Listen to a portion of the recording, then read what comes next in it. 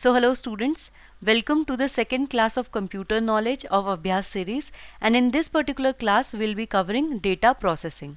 Now again in this class we'll be doing 10 MCQs and इन्हीं questions के through जितने भी important part हैं data processing के we will cover all that. Starting with the very first question, which component of computer is responsible for executing instruction given to the computer by the user? यहाँ question basically आपसे पूछ रहा है computer का वो कौन सा कंपोनेंट है जिसके थ्रू अगर आप कंप्यूटर को कोई भी काम देते हैं, चाहे वो आप 2+2 करने को दो, चाहे आप अपना नाम लिखो, ये सब काम एक्चुअल में एग्जीक्यूट कौन सा कंपोनेंट करता है? आपके ऑप्शन है input unit, memory, CPU and output unit. सही आंसर देने के लिए आपको दो चीज़ें पता होनी चाहिए.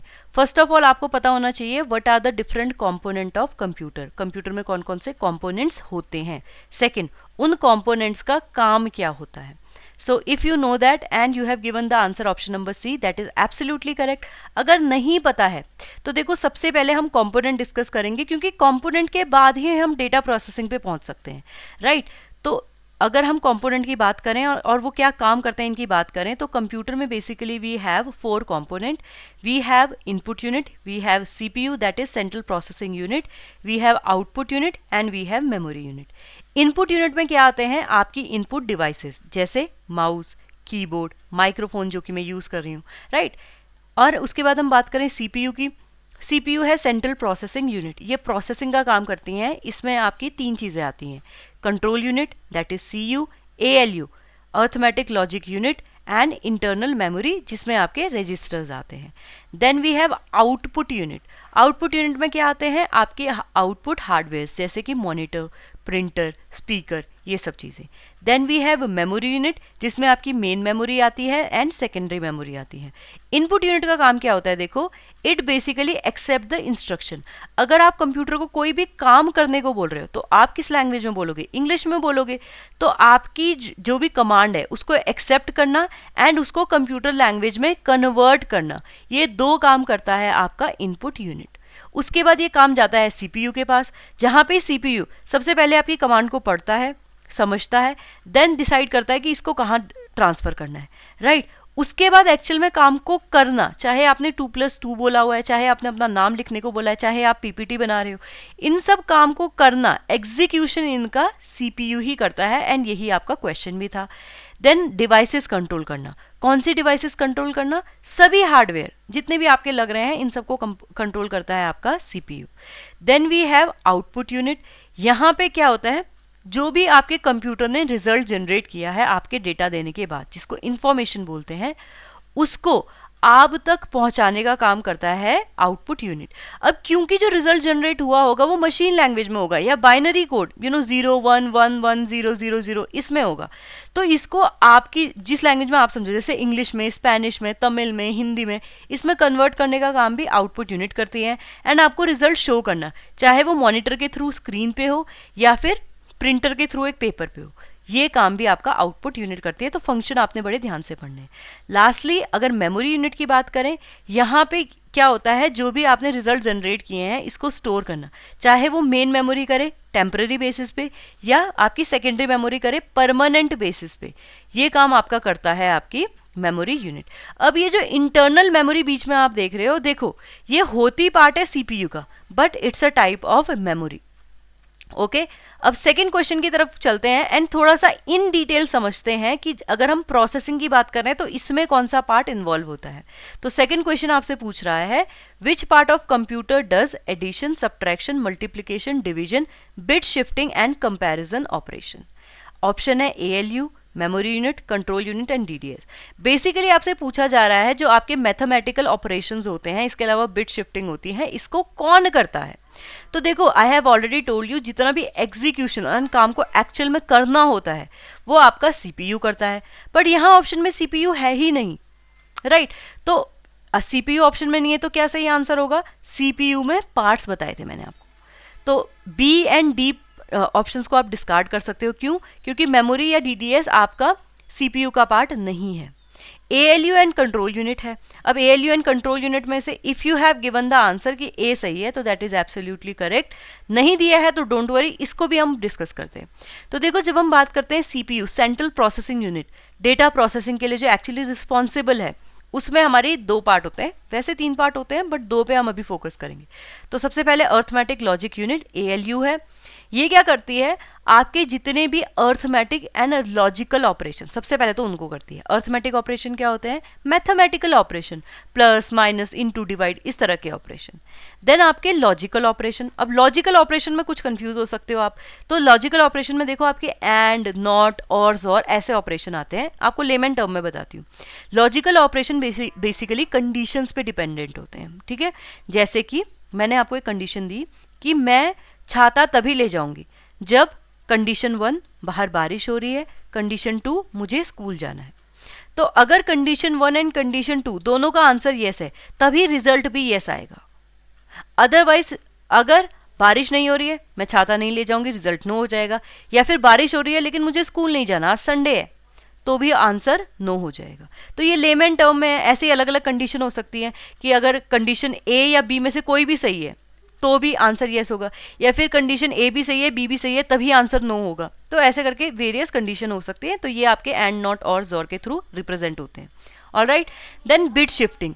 अब आपको पता होगा कि जब भी कंप्यूटर लैंग्वेज की हम बात करते हैं, कंप्यूटर कौन सी लैंग्वेज में बात करता है, बाइनरी यूनिट में, 0 1 0 1 0 1, वो ऐसे रिप्रेजेंट होता है। अब यहाँ पे जो हर एक डिजिट है, चाहे वो 0 हो या 1 हो, ये किससे रिप्रेजेंट होता है, इसको बोलते हैं एक बिट। अब इस बिट को आप राइट शिफ्ट करते हो या फिर लेफ्ट शिफ्ट करते हो, तो इस ऑपरेशन को बोलते हैं बिट शिफ्टिंग ऑपरेशन। और इसे कौन करता है, इसे भी आपका ALU यूनिट या फिर CPU में जो ALU है वो करती है।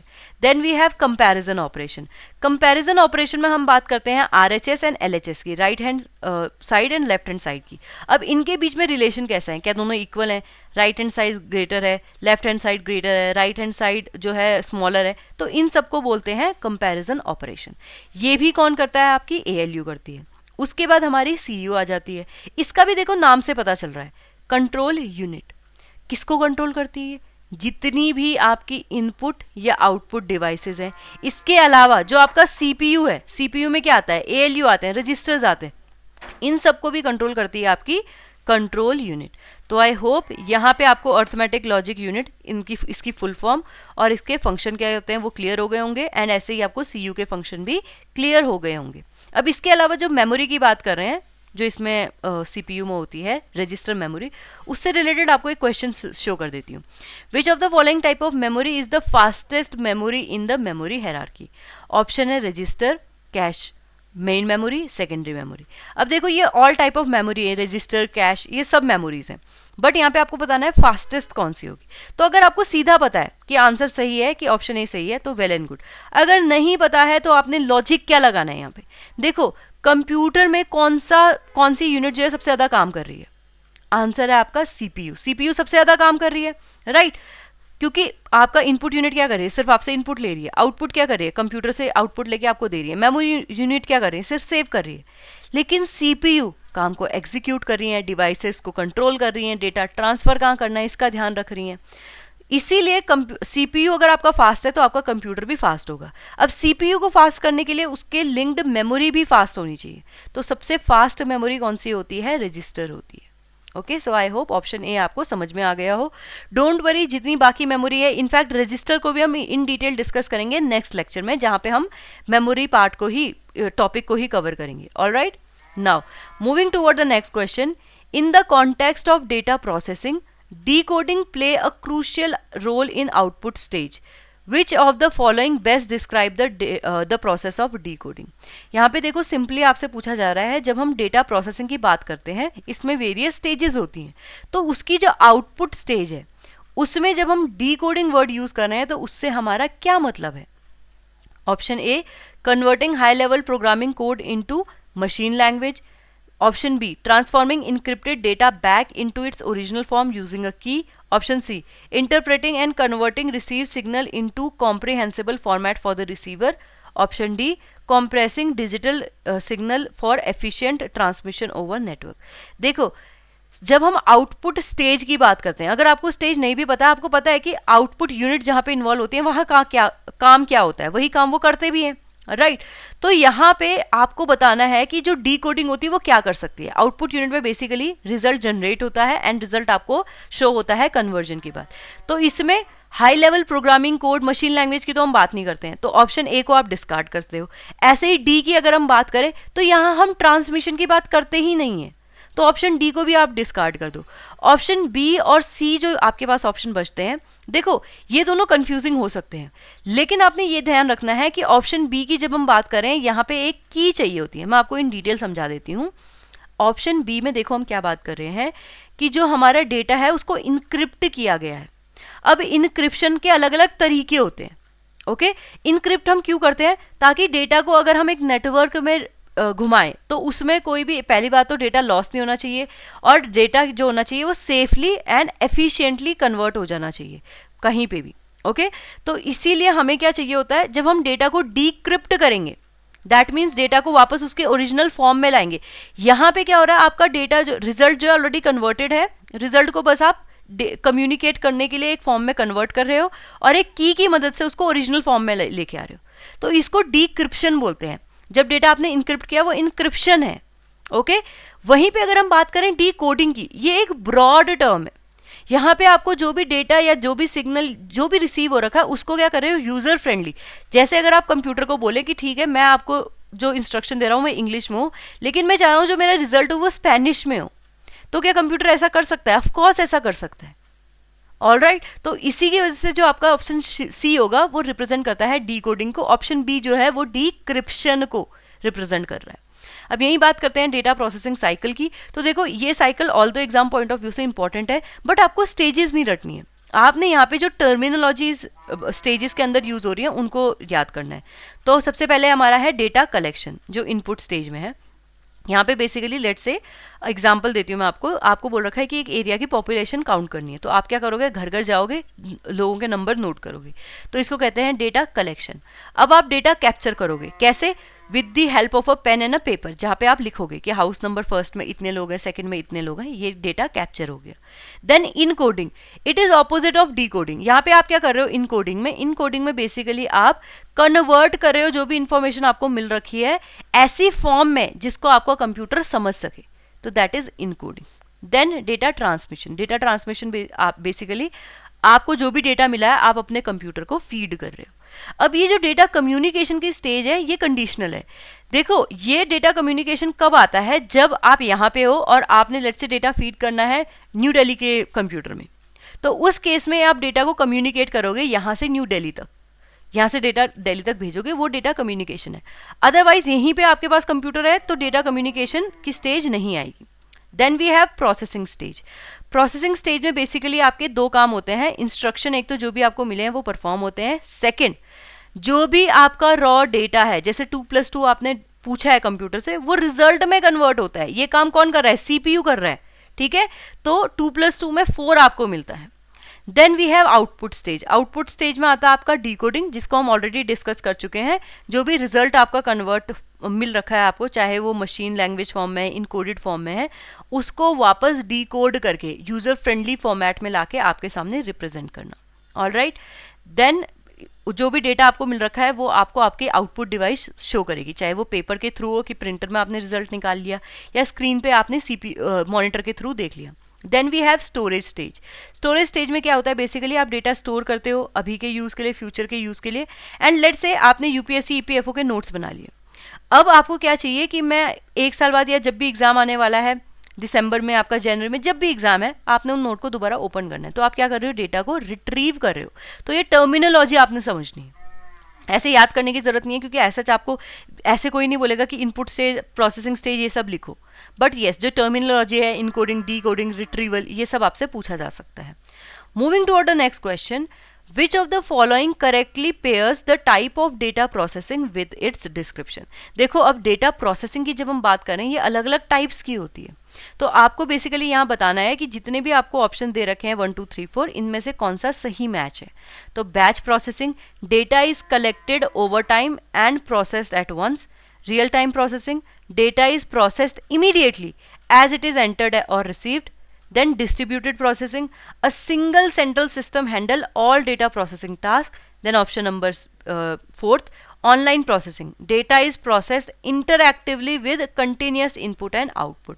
आपको अब बताना है कि इनमें से सही कॉम्बिनेशन कौन सा है. इफ़ यू हैव गिवन कि 1 2 4 सही है, ओनली थर्ड जो है वो गलत है, तो आपका आंसर सही है. बट डोंट वरी, मैं आपको सिर्फ डिस्ट्रीब्यूटेड प्रोसेसिंग की सही डेफिनेशन नहीं बताऊंगी, मैं आपको ये भी बताऊंगी कि इनके अलावा कौन कौन सी डेटा प्रोसेसिंग होती है और उनकी डेफिनेशन क्या है, क्योंकि यही वाला पॉइंट आपने याद करना है. ये ना बहुत ही लो हैंगिंग फ्रूट है, तो अगर आपको ये पता है तो आप इजीली सही आंसर मार्क करोगे और मार्क्स ले जाओगे.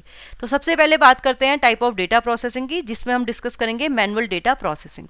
अब देखो यहाँ क्या है, नाम से आपने देखना है manual, that means human intervention is involve. कहीं ना कहीं इंसान डेटा फेड कर रहा है. अब आप या तो क्या कर सकते हो, 2+2 कंप्यूटर में या कैलकुलेटर में देख सकते हो, या फिर आप ऐसे कर सकते हो 2+2 = 4, खुद से कैलकुलेट कर सकते हो. तो जब आप खुद से कैलकुलेट करोगे तो उसको आप बोलोगे मैनुअल डेटा प्रोसेसिंग.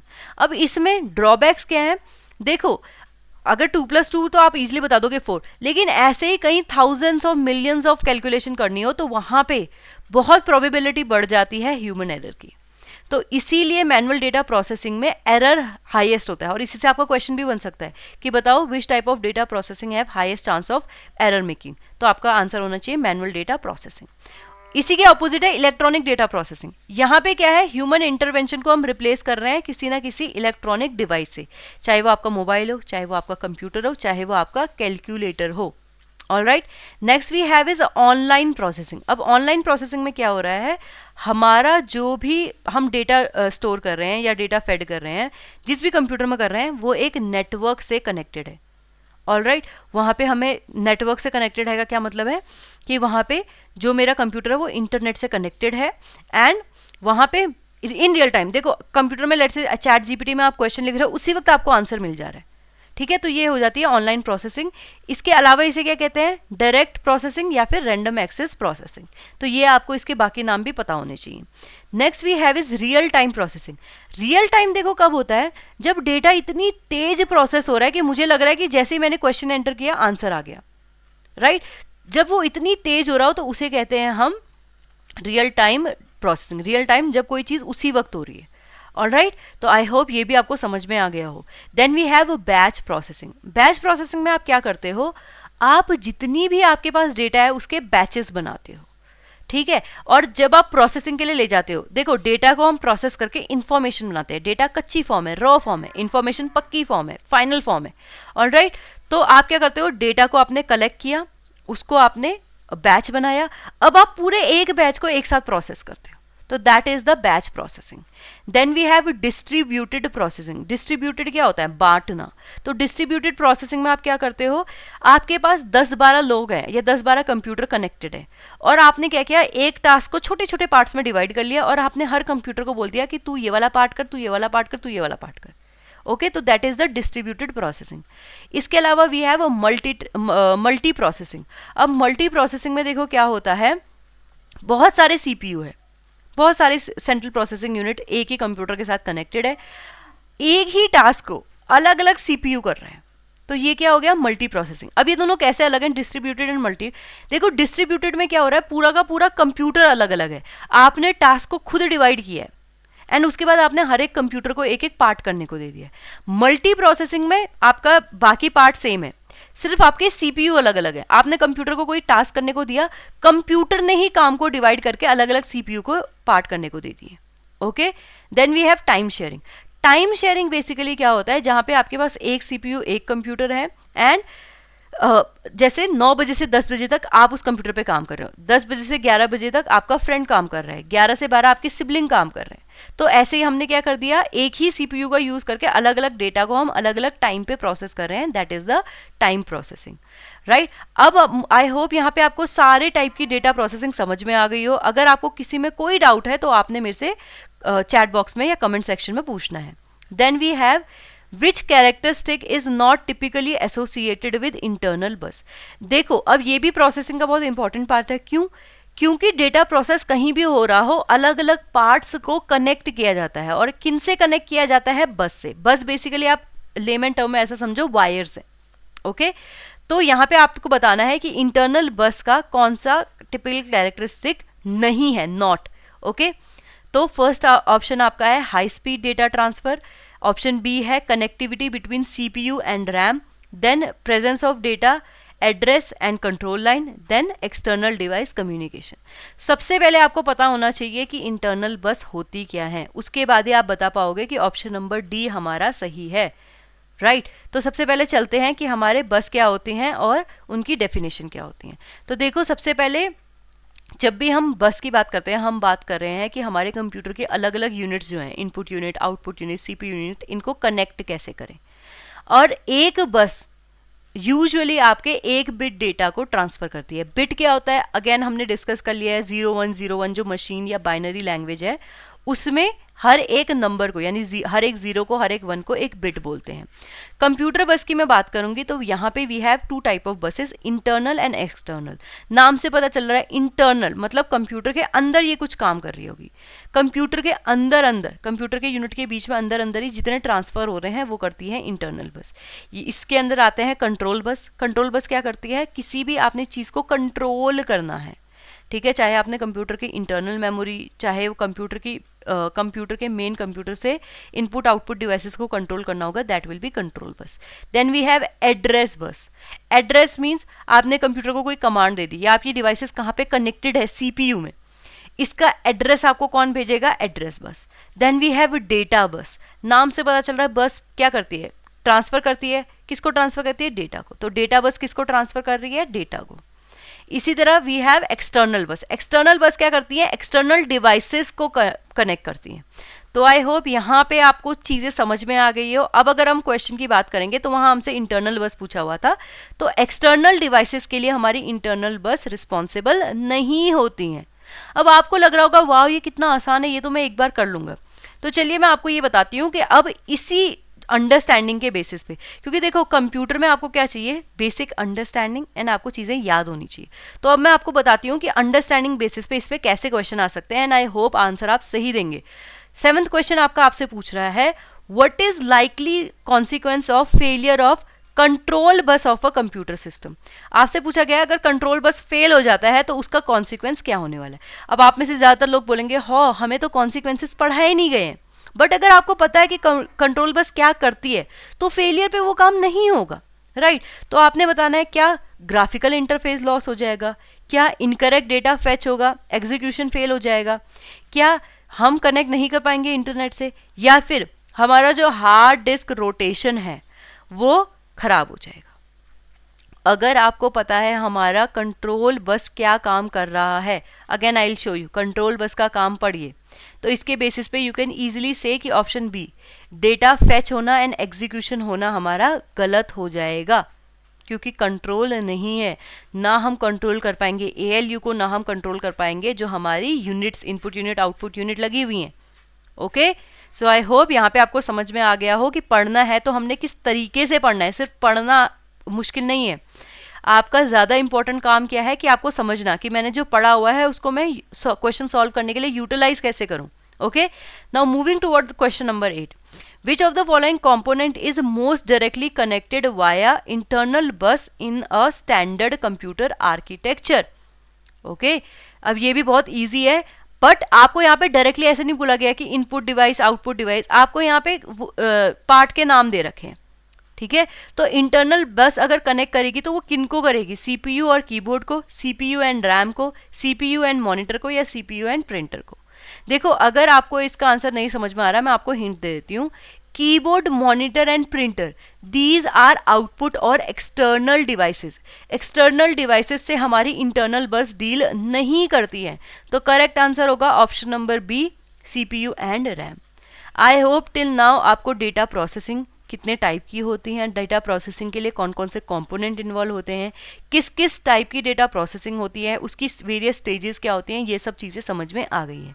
अब नाउ जितनी भी चीज़ें हमने डिस्कस की हैं उसके बेसिस पे मैं आपसे एक और क्वेश्चन पूछती हूँ, Which of the following correctly lists the sequence of data flow in a computer during processing। अब ध्यान से सुनना, ये बात की जा रही है प्रोसेसिंग की, हम डायरेक्ट ऐसे नहीं बोल रहे कि कंप्यूटर ओपन हो रखा है। तो is it output processing input and storage, is it input processing storage output, is it input storage processing output, is it processing, input, then output and then storage. तो आपने बताना है कि साइकिल क्या होता है। अगर आपने आंसर किया है option number B, that is input, फिर प्रोसेसिंग, फिर स्टोरेज, फिर output, that is absolutely correct. क्योंकि अगेन हम बात कर रहे हैं प्रोसेसिंग की। डेटा आपका जनरेट होने के बाद टेम्पररी बेसिस पे रैम में स्टोर होगा, ओके, देन आपको शो होगा। तो ऑप्शन बी आपका करेक्ट आंसर हो जाता है। आई होप ये आपको अच्छे से याद रहेगा। अगर आपका इसमें ऐसा भी लिखा होता कि input, processing, output and storage, तो भी आपका सही होता, बट क्योंकि वो आपका ऑप्शन में नहीं है, इसीलिए आपको ये समझना है कि आपका ऑल्टरनेटिव क्या सही हो सकता है। ओके, अगर आप PYQ देखेंगे, आप देखेंगे बहुत सारे क्वेश्चन आपको इसी लाइन पे दिए गए हैं। Okay, moving toward the last question. In instruction cycle, instruction cycle क्या होती है, इसमें अलग अलग स्टेप होते हैं। इंस्ट्रक्शन देखो, दैट मीन्स आपने कंप्यूटर को इंस्ट्रक्शन दे रखे हैं प्रोसेसिंग से पहले, जिसमें क्या क्या होता है, fetch, decode, execute and store. ये इंस्ट्रक्शन साइकिल के स्टेप्स होते हैं। इसमें जो कंट्रोल यूनिट है, कंट्रोल यूनिट आई होप आपको याद होगा, CPU का पार्ट होता है जो सब चीज़ें कंट्रोल करता है। Is primarily responsible for, option है A, directing the execution of instruction step by step, option B, fetching the data from hard disk, option C, calculating logical operation, या option number D, displaying result on screen। तो आपने बताना है इसमें instruction cycle के में CPU कहाँ पे इन्वॉल्व होता है। तो देखो, सबसे पहले मैं आपको सही आंसर बता देती हूँ, option A, directing the execution of instruction step by step. अब बात करते हैं इसकी स्टोरी की। स्टोरी में क्या करते हैं, सबसे पहले हम समझते हैं इंस्ट्रक्शन साइकिल क्या होता है। देखो, इंस्ट्रक्शन साइकिल में आपका आता है फेच। फेच मीन्स जो भी आपने कंप्यूटर को कमांड दे रखी है, जो भी आपने इंस्ट्रक्शन दे रखे, प्लस माइनस इंटू डिवाइड, अपना नाम लिखने को, पावर पॉइंट बनाने को, एक्सेल बनाने को, इसको आपसे CPU तक लेके आना, इंस्ट्रक्शन लेके आना, फेच करना उनको, ये काम कौन करता है, इसमें आपका CU इन्वॉल्व होता है, कंट्रोल यूनिट इन्वॉल्व होती है। ऑलराइट, तो ये क्या करती है, बेसिकली आपके इंस्ट्रक्शन को लेके आती है। देन डी कोड, जो भी आपने इंस्ट्रक्शन दी है वो मशीन लैंग्वेज में नहीं है, वो कौन सी लैंग्वेज में, कंप्यूटर लैंग्वेज में है, राइट। तो फेच के बाद उसको डी कोड भी हमने करना है, तो वो किस में डी कोड हो जाएंगी, आपकी मशीन लैंग्वेज में डी कोड हो जाएंगी। ठीक है, उसके बाद अगेन क्योंकि डी कोड हो गया, अब आपको पता है, तो काम करेगा कौन, ALU करेगा, या फिर काम अगर स्टोर करना है रजिस्टर के पास जाएगा, काम हो चुका है मेमोरी के पास जाएगा, तो ये काम भी आपका CU करती है। देन एग्जीक्यूट, काम को एग्जीक्यूट करना है, ये काम कौन करता है, अगेन मैंने आपको बता दिया, चाहे आपके मैथमेटिकल ऑपरेशन हो, अर्थमेटिक ऑपरेशन, लॉजिकल ऑपरेशन हो, बिट शिफ्टिंग ऑपरेशन हो, चाहे आपका कंपैरिजन ऑपरेशन हो, काम एक्चुअल में कौन करता है, ALU। तो जो एग्जीक्यूशन का काम है वो भी कौन करेगा, ALU। Then we have store, data को स्टोर करके कौन रखेगा, इसको राइट बैक स्टेज भी बोलते हैं। तो ये बेसिकली CPU में ये आपका काम करेगा, जो CPU के साथ कनेक्टेड मेमोरी होती है, that is the register, fastest memory. Okay, further आप इसको प्राइमरी मेमोरी, सेकेंडरी मेमोरी में स्टोर कर सकते हो, लेकिन सबसे पहले ये स्टोर रजिस्टर में होगा।